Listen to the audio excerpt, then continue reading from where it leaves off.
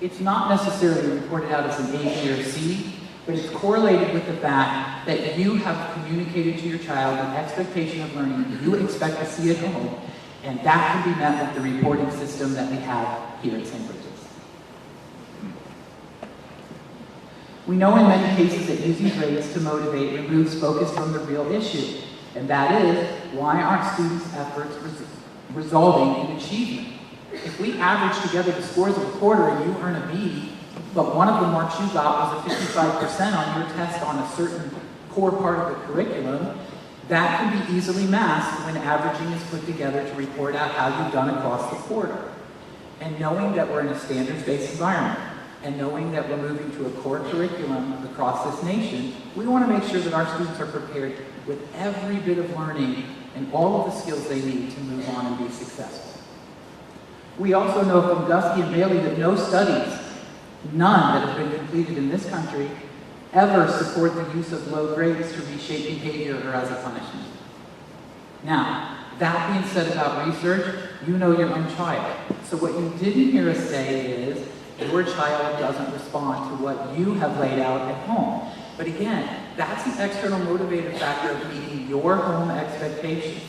Studies in education clearly support that giving a student or showing a student, well, you're getting a lower grade because of this X reason, has not been shown to reshape behavior. Concerning effort, we cite Susan Brookhart, a study from 2004, reports that many teachers use physical sign as well as perceived effort backed by no evidence when factoring effort into a grade. A student looks bored, she's not paying attention. A student's holding up a book, looking like she's reading and doing what she's supposed to do. A student comes to school and has made some progress, and so we say, you've worked really hard, I can see you've worked really hard. When we see improved progress, and we think it correlates to effort, but we're not exactly sure. In fact, a lot of studies have shown rewarding effort by saying things like, I can see you've worked really hard when you haven't, communicates to many students, wow, my teacher's judgment is so arbitrary because I didn't work hard at all. I did this last night before I went to bed. It's not even very good in my opinion, and my teacher just wrote on this, I can see how hard you're working. And that's why we work really hard here at St. Bridget's to use descriptive feedback, again, that we can do effectively with a standards-based environment. And finally, a grade orientation and a learning orientation have been shown to be inversely related in many studies at all levels of K-12 as well as at the university and graduate level. Most strikingly, study after study has found that students from elementary school to graduate and across cultures demonstrate less interest in learning as a result of being graded. Because now they're working towards, just tell me what to do this. It doesn't matter if I could tell you about it 5 days later. And I often say to teachers, if a student takes a vocabulary quiz for you on a Friday and gets a 20 out of a 20, and then by the next Wednesday you get the same quiz and the student gets a 10 out of a 20, has the student learned? And teachers always say, well, no, I don't think so, because the score later doesn't complement what the score was. They've simply mimicked back what they heard, and they really haven't retained it for long-term learning.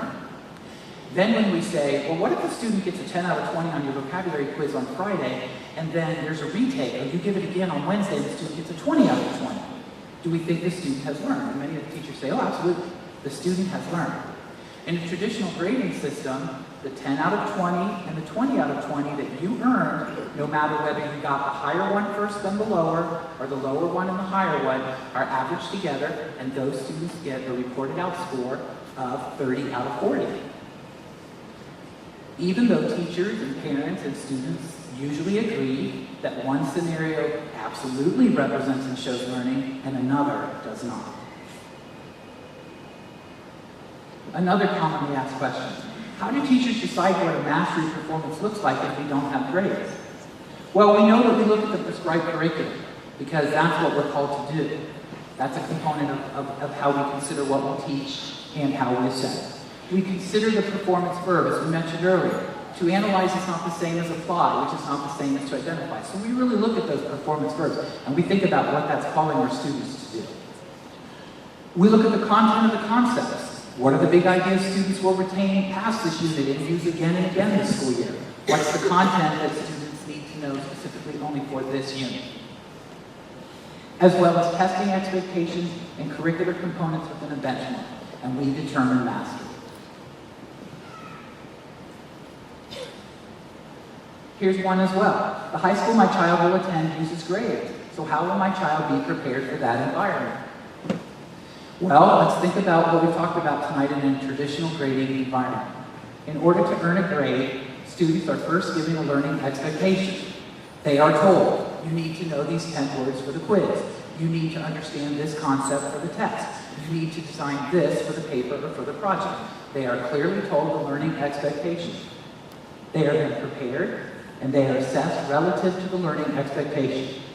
They are provided with feedback to improve, and they are summatively assessed and then assigned a grade. The ability to articulate the learning expectation, follow the criteria that shapes it, and provide quality evidence of the understanding of that learning results in high achievement when you report it out. And we absolutely do the same here. We say, here is the learning expectation. Here is the criteria you need to use to shape your performance. Here's the rubric we'll use to assess you. Let's give you chances to show what you know, provide you with feedback, and finally give you that summative to check your progress. We report it differently. The process is exactly the same. Here's a core component that I hope you'll think about. Many times parents will say, well, without the grades, I'm not exactly sure what kinds of questions I should be asking my son or my daughter. I'm not exactly sure how I can figure out what I need to know. So I tried to come up with some questions that I thought you might want to ask your child when he or she comes home from school as the year continues to move on. And the first one is, ask your son or daughter, what standard are you working on in class right now? And do you understand what exactly it is, what it says, what you're supposed to do? That should be something that's clear to our sons and daughters. So we need to ask that question. If they can't articulate that, that's something we want to make sure that our sons and daughters and our teachers know. That should be clearly articulated. What do you have to do? What do you have to be able to do to show the teacher you've mastered the standard? They should absolutely be able to communicate to you. Here's what we're making, or here's what we're doing, or here's what we need to know. They need to know those things up front. What do you know right now? Find out where they stand right now. And I would ask them for evidence. We use it all the time to figure out where students are and where they're headed. And so they should be able to show you those same kinds of things when they come home. Ask for the evidence. If they say, well, I'm progressing because my teacher said I can do this, I understand that I can do this, but this is what I need to do next, that's wonderful. Now ask to see the evidence. And that they always can tell you what the next step will be to make progress. And finally, and I really think this last one is important because it comes from the line of research we talked about tonight about motivation. Ask your son or daughter, what's your plan or goal to get yourself to mastery? If your teacher said, here's where you are, tell me what you're going to do to get to where you need to be. And that puts part of the ownership back on them making the decisions to shape where they want to head. So those are some core components of the standards-based environment that we have at St. Bridget's. And I'm going to bring up Ms. O'Reilly now, who is going to go over the components specifically from her data that she has. Thank you so much.